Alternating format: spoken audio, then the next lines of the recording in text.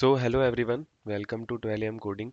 And today we are going to discuss about a new topic in our Spring Boot series, which is at the rate controller and at the rate REST controllers. Okay, so before discussing that, first of all, we are going to understand about a very important term in our software engineering, which is API. And I'm sure you guys have heard this term a lot whenever we are working on our programming and all. Okay, so let me explain you about this thing. Okay, so its full form is application programming interface. So by the name only, we can see in this that it is an interface between your application and your program. So what does it means? That let's say we as a client, okay, there is one client and client want to get some data from program. So in the real world, it only happened, right? That even a browser or a human being or some other kind of tool, they will be accessing the data from program. So this term will provide you the interface between your server, okay, and your client. So interface means whenever user want to communicate with the server, okay, then he'll be using some set of pattern and that pattern is known as API. So what happens exactly is that whenever we are having one client, okay, they want to get some data from server, so they can request actually, okay, request some for some data and then server will be giving you the response.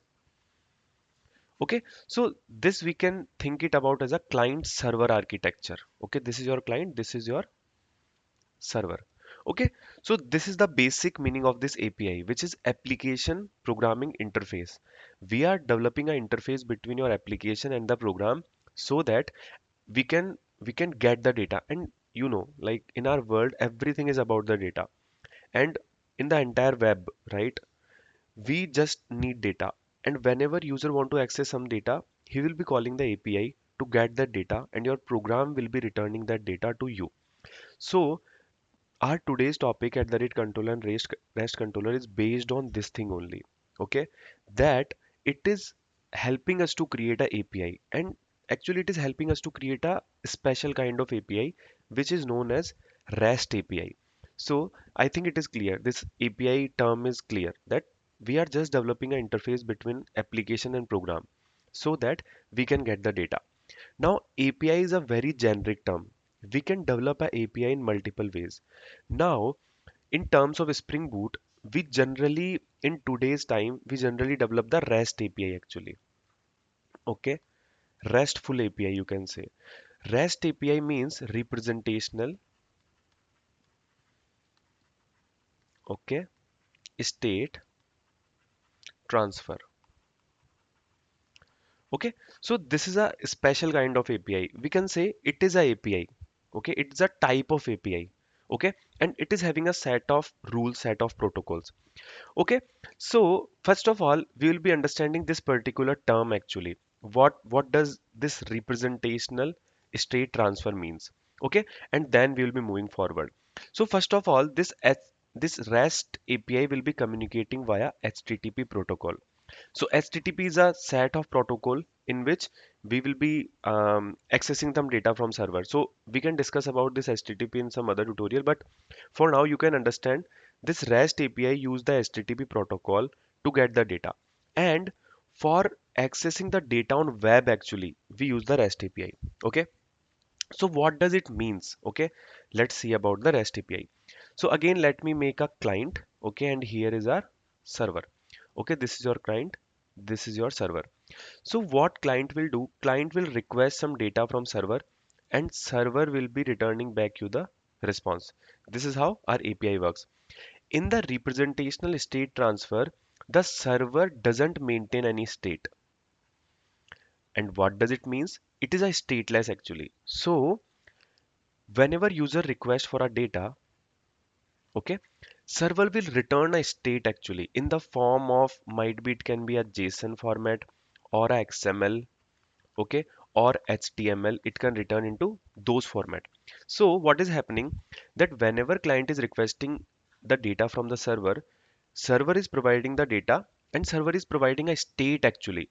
So what we are doing, we are transferring the state means like we are having some object, okay, some JSON. This is a state of data at this particular point of time, and server is not maintaining any context. Like whenever request is made and response is returned, acknowledgement happened, this entire flow will be broken actually.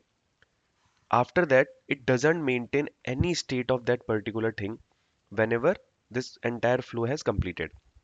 Okay, so this is the basic idea of representational state transfer. That what we are doing, we are just transferring the state, okay, in the stateless mode. We are not maintaining any context.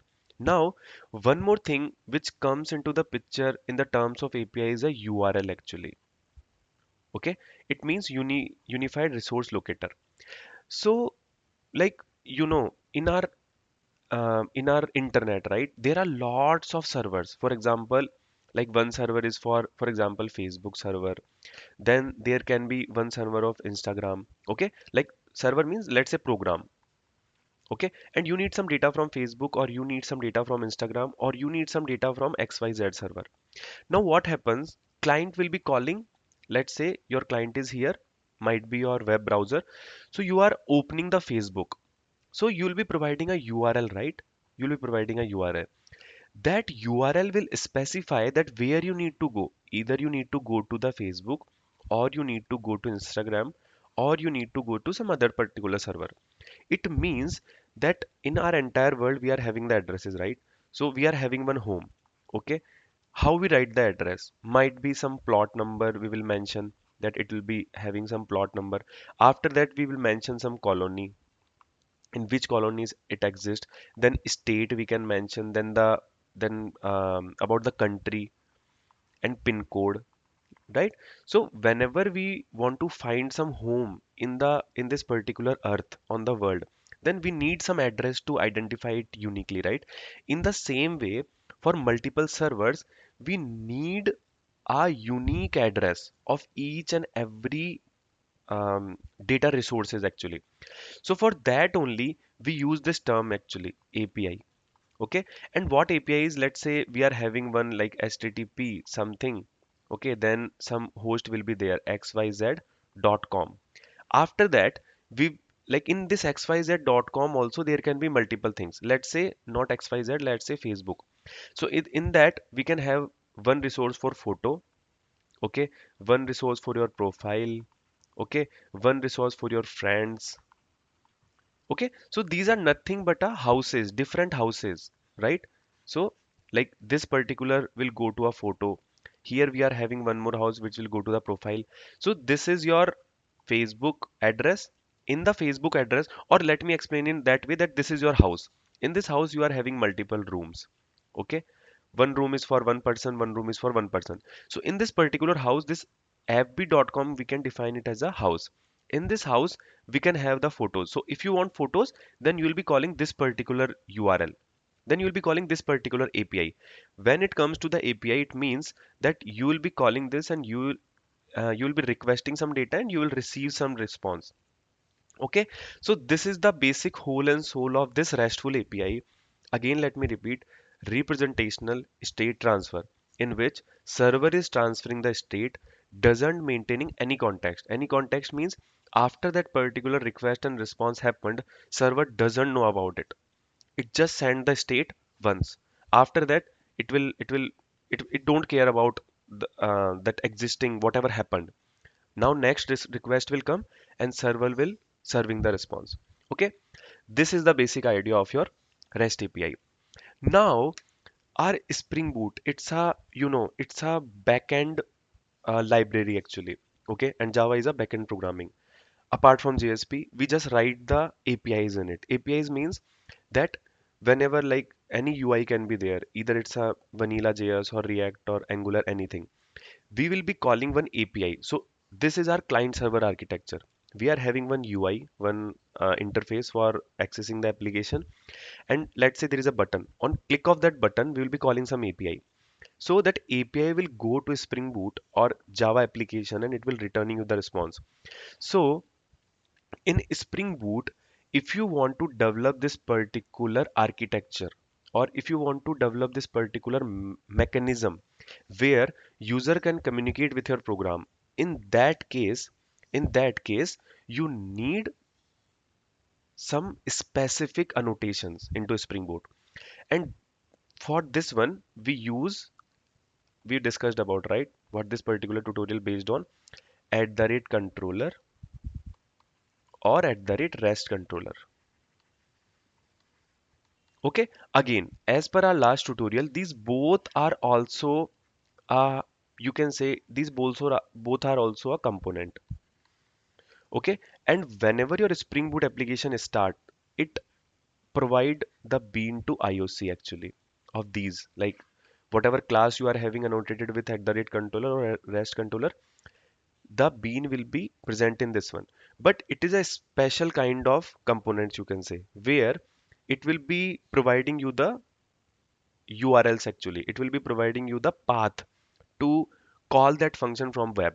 So in simple terms, if you want to develop a API in your Spring Boot application, then you need these two annotations. Okay, so let me show you. Before discussing about REST controller, first let's discuss about controller. So we discussed about REST API, right? What is it? It is simply client is calling the server and server is getting the data. Okay, server is sending the data actually to the client. Okay, so if I talk about at the rate controller annotation, so what I did, this is our simple Spring Boot application. In this, I have created one class which is fruit controller. So in this one, let me annotate this particular class with at the rate controller. Or first, let me do one thing. Let's say I am having one page actually, one HTML page. I created this HTML page under templates. So one important thing I'm using in this particular is a theme leaf. So we will discuss about this particular dependency in some other tutorial. But for now, you can think it about as like it's just a UI kind of library. Okay. So whenever you want to serve the HTML in your response, then you use this theme leaf, or you can use JSP also. But we will discuss this later. So first of all, right now we are having one simple HTML, okay, in which we are printing sweet fruit in the header, okay, H1. So let's say what I will do if I am having one get mapping, okay. Get mapping means like I'll be explaining you, okay. I'm doing this fruit, just bear with me. Then I'll be doing public, then void, actually not void, let me write it as string, okay, then fruit, and then let me return a string which is okay. So now what I want to do, first I want to return this particular HTML to the UI. So whenever user will call this fruit, so my application will be running on some port. So I have defined 8090 port actually. So how my URL will become HTTP, okay. Then we are having localhost. Let me localhost 8090 we are having, okay. After that, if I define, okay, after that if I define this slash fruit, it means it will be going to this particular path. Like in this 8090, I'll be coming to fruit actually, and this should return me a HTML. So the at the rate controller annotation, okay, this is meant for doing this actually. So whenever you want to return some view, so it is a concept of model view controller in Spring Boot, okay, MVC architecture, in which we are just returning a view. We are just returning some HTML or some JSP. So in this case, if you annotate your class with at the rate controller, then by default, whatever get mapping you are providing, it should return you a template or HTML. Okay, that's the basic idea of this particular thing.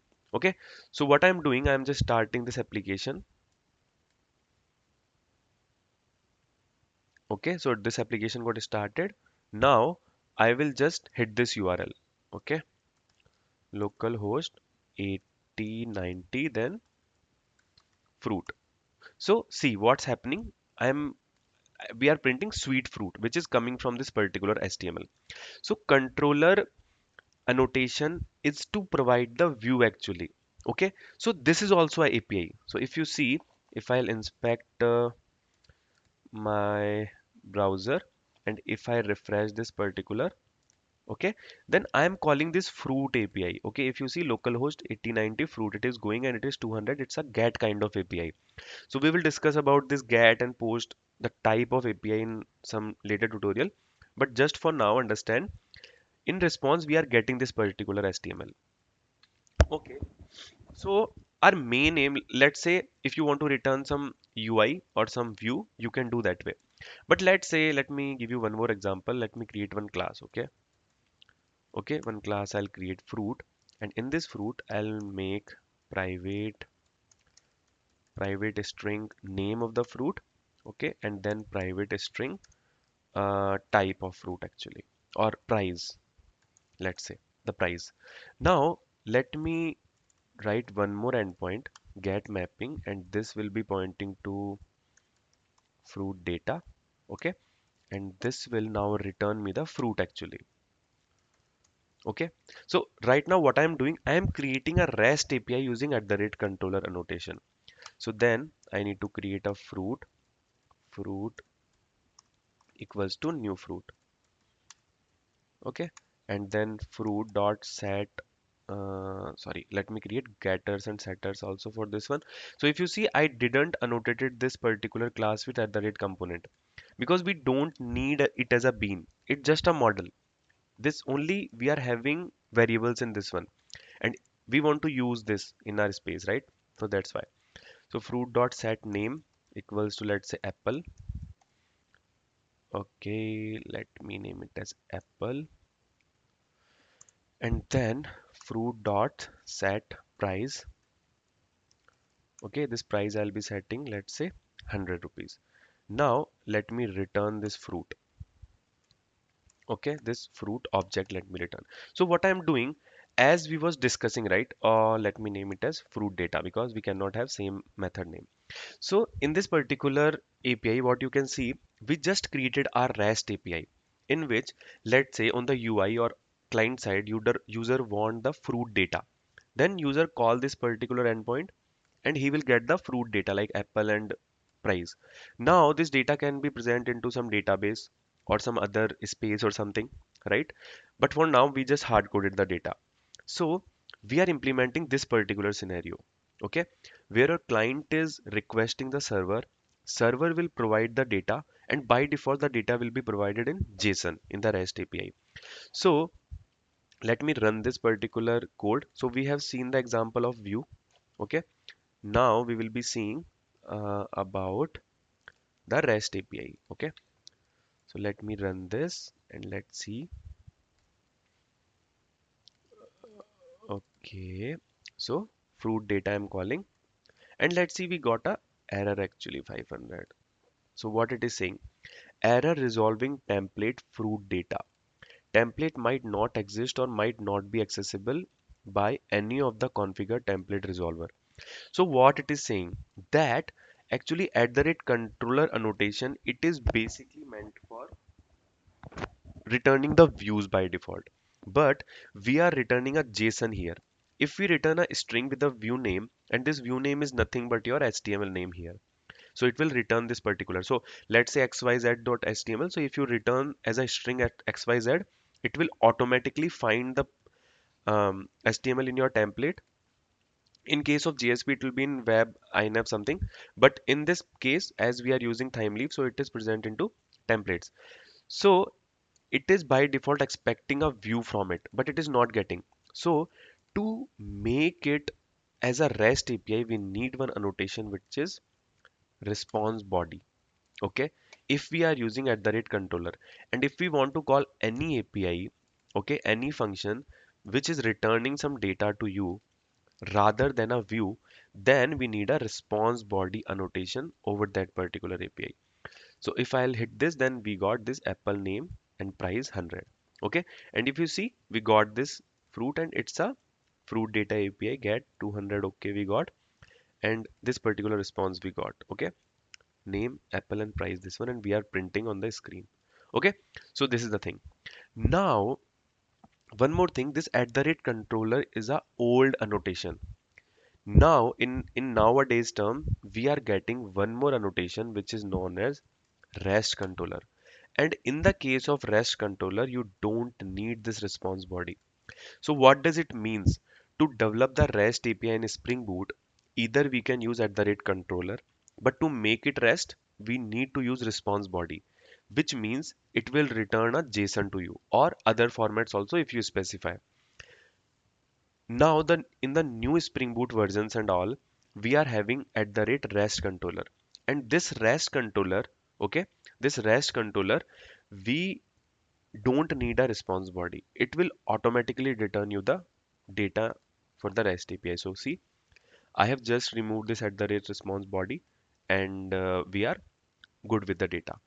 So these are the things about at the rate controller and REST controller, and majorly we should understand this particular concept, because at the end, with the REST controller or at the rate controller, we are developing this particular scenario in which your client is requesting some data and user is responding, and it is by default JSON format in REST API. And what does REST means? Representational state transfer. We are transferring a state from server. State means you can say it's a object only. Okay, it's a data. And user is not maintaining any state of it. Once this particular flow has happened once, it doesn't care about. It just break that particular loop here.